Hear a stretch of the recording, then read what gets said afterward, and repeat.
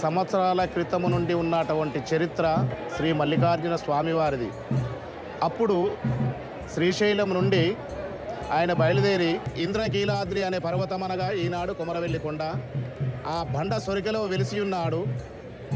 ఒక పశుల కాపరి కొమరయ్య అనే యాదవు ఆ స్వామివారిని ఆ బండ సొరికలో గొర్రెలు మేపుకుంటూ పోయి చూడడం జరిగిందని, మరి చూసిన తర్వాత ఆ స్వామివారికి ఆ కొమరయ్య గొర్రెల పాలు పిండి పోషినడని ఆనవాయితీ పెద్దలు చెప్పినటువంటి విషయము మేము వింటున్నాము. కొద్ది రోజులకు వచ్చి అదే కొమరయ్య చూసేసరికి ఆడ స్వామివారు లేకపోతే ఆ కొమరయ్య అనేటువంటి వ్యక్తి స్వామివారు ఏ రూపములో కనబడ్డాడో ఆ రూపములో స్వామివారిని పుట్టమట్టితో స్వామివారిని కుడుక రూపముల, ఆ కుడుకలో గౌరమ్మ పెడితే అమ్మవారిని ఆ గౌరమ్మ రూపంలో చూపించి మైలపోలు పోసి ఆ మైలపోలు మీద స్వామివారిని అమ్మవారిని కూర్చుంటే పసుపు సున్నమును కలిపితే చంద్రం అవుతున్నది. ఆ చంద్రం అనేది ఎరుపు రంగులో అవుతున్నది. ఆ ఎరుపు రంగు అనేది అమ్మవారికి ఇష్టము. అదేవిధంగా మరి తంగడాకుల పచ్చ రంగు అనేది అమ్మవారికి ఇష్టం. పసుపు అనేది మల్లికార్జున స్వామికి ఇష్టం. ఆ పంచె ముగ్గుల పటము వేయడం జరుగుతున్నది ఇక్కడ.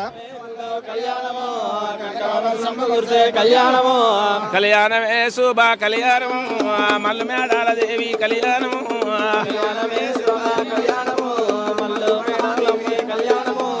కళ్యాణమే మల్లు కళ్యాణము బీరయ్య కావరాతి కళ్యాణము. నవకాయలంటే 9 రకములు కలిసినటువంటి కూరగాయలను తీసుకొని ఒకే దాంట్లో వండి ఆ స్వామివారికి ఏది పసుపు బోనం మీద పెడతారు. ఇంకొకటి గుజ్జు పులుసు అని అంటారు. గుజ్జు పులుసు అనంటే కొత్తది తీసుకువచ్చి ఆ చింతకాయను ఉడకబెట్టి అందులోపల ఉప్పు కారము ఏదయ్యరు ఆ పులుసుతోని స్వామివారు తింటాడు. ఆయనకు ఇష్టమైనదే ఇక్కడ భక్తులు కూడా అదే మాదిరిగా భోజనం చేసుకుంటారు.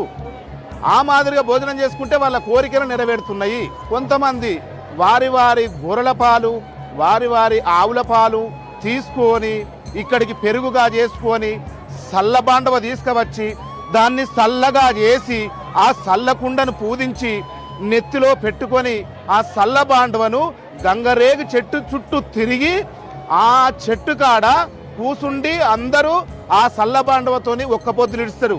ఇక్కడ సుదిమాను గుండని ఉన్నది.